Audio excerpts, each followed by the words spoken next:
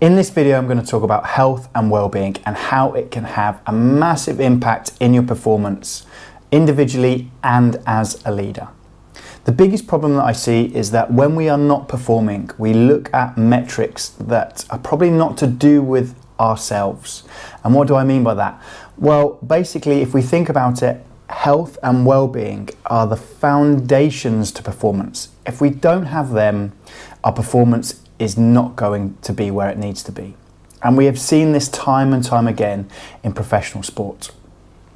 My name's Lee Eldridge from Cognitive Athlete. I've worked with professional athletes and high-performing business individuals for around 15 years. And the best performers have this foundation of well-being sorted. And for me, I think a biggest highlight was when I started to open my mind and think about holistic coaching. Now, what is holistic coaching? Well, basically what we're doing is we're looking at everything that affects performance. And in professional sport, this is a massive area. And this is why we have nutritionists, physios, strength and conditioning coaches, performance analysis, lifestyle advisors, managers, the whole package. But when it comes to business, it's normally just that guy or that girl on their own trying to figure things out. Now, in the last 2 years, especially because of COVID, the prevalence or the importance of health and well-being has come to the forefront in businesses, which is great to see. The problem is that it's not really researched, or we don't really have an understanding of how to employ a strategy that helps people with their well-being. If I go back to professional sports, the research has been increased and developed over the last 20 years where we're looking at what we call long-term athlete development. How do we go from taking these young athletes and develop them so that they have the opportunity to be able to express their potential to become professional athletes? But in business, I think that we're still behind. So I'm going to talk to you about why well-being is important and how to go about creating these fundamentals to help you sustain performance for the long term. In this video, I'm going to split it into 3 parts. Part 1 is going to talk about why well-being is important and what it affects. Part 2 is going to be talking about how you can go about finding out how good your well-being is. And number 3 is talking about how you can develop the foundations for well-being. So let's talk about why well-being is important. As always, a great starting point is to look at the definitions out there. And one definition is that well-being is a state of being comfortable, healthy, or happy. Now, you might see that definition and think to yourself, well, how can I become a top performer if I'm not pushing myself to the max, if I'm not kind of trying to create mass action? And to some degree, that's right. But I always go back to in these videos that we need to understand about working smart before we work hard. And there is a yin and a yang to that. And what I mean by that is that we need to be able to keep developing our processes and finding out what's going right and what's going wrong.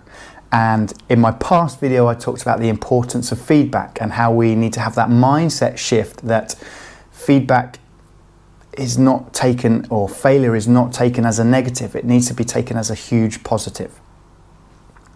At the start of the video, I talked about holistic coaching. And really, well-being can be divided down into 3 areas. And here's a diagram to see them. So we have 3 areas: the physical, the emotional, and the mental. And as we can see, they all interlink with each other, meaning that we cannot just focus on one area and expect all the other areas to be good. Similarly as well is that each area has an effect.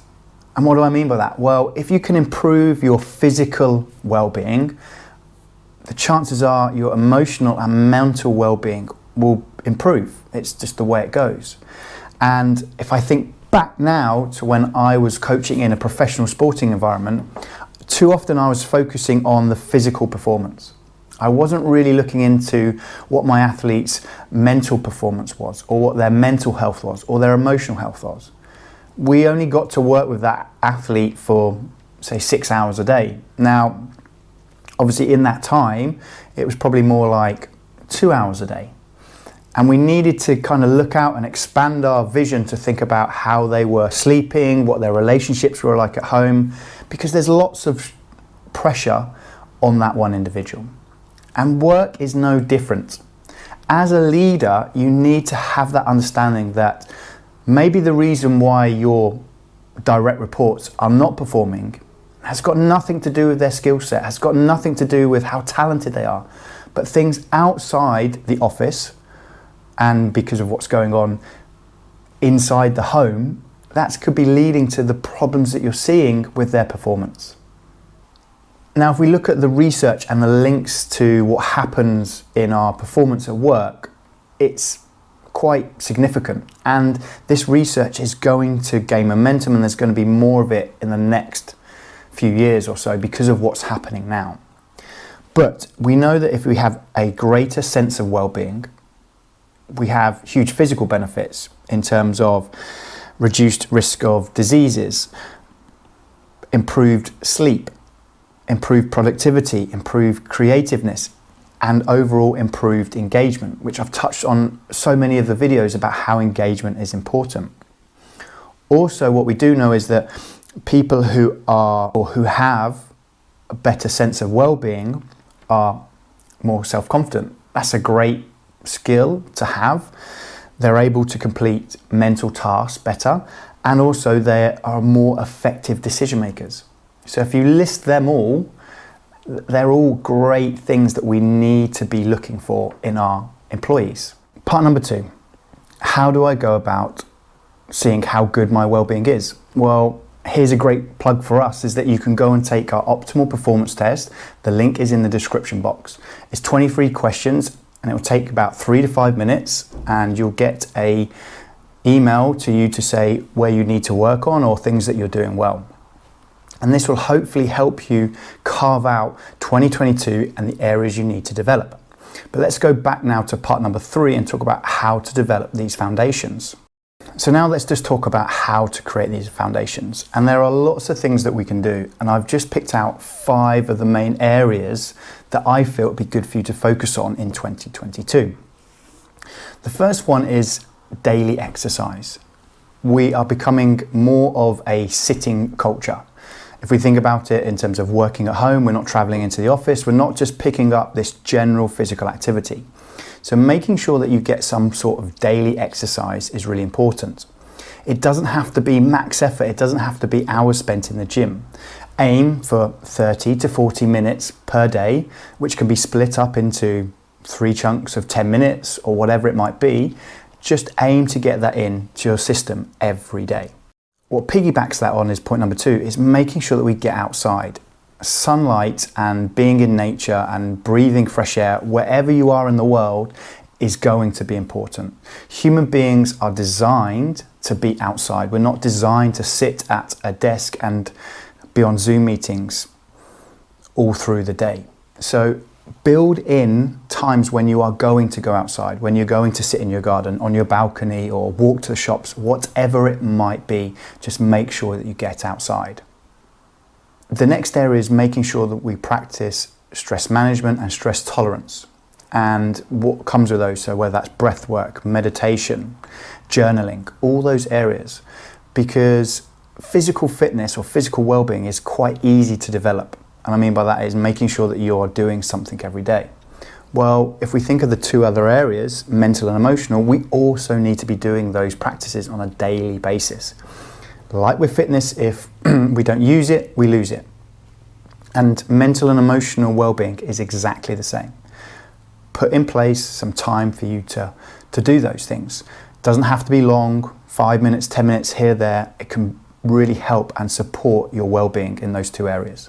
Sleep, the key to recovery and therefore performance. Making sure that we have enough quality and quantity of sleep is important.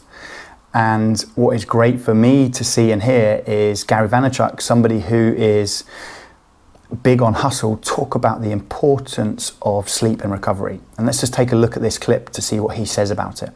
I sleep 6, 7, or 8 hours a night. Everyone's like, you only sleep what, 3 hours? I'm like, no, sleep's important.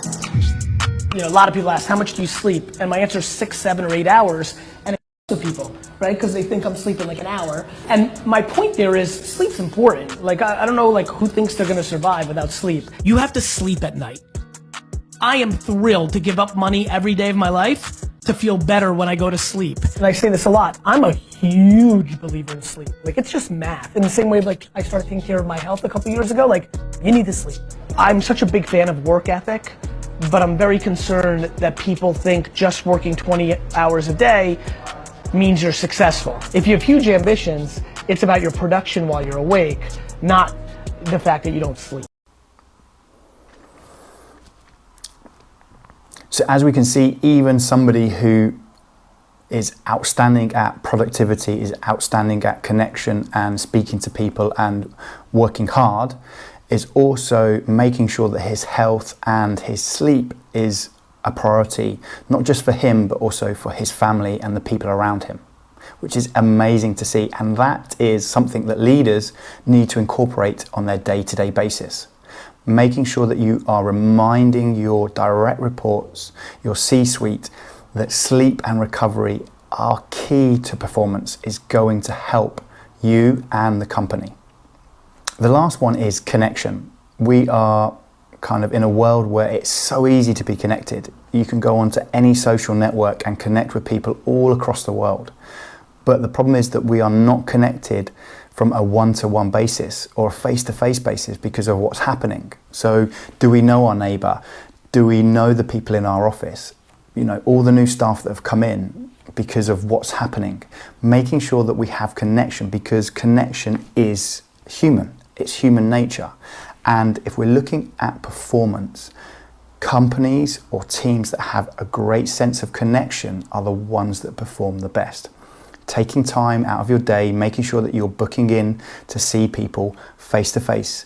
If you can, you're traveling into the office. If you're not, you're going for coffee in a coffee shop, whatever it might be, just making sure that you're building in daily, weekly, monthly connections with these people is going to help your well-being, but also their well-being.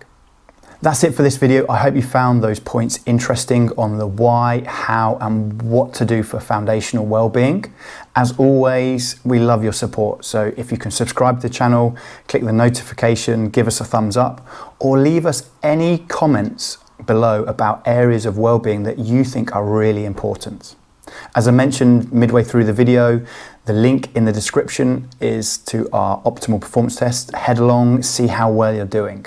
But if that's it, have a great day, have a great week, and I will be back next week with another performance video. Speak to you soon.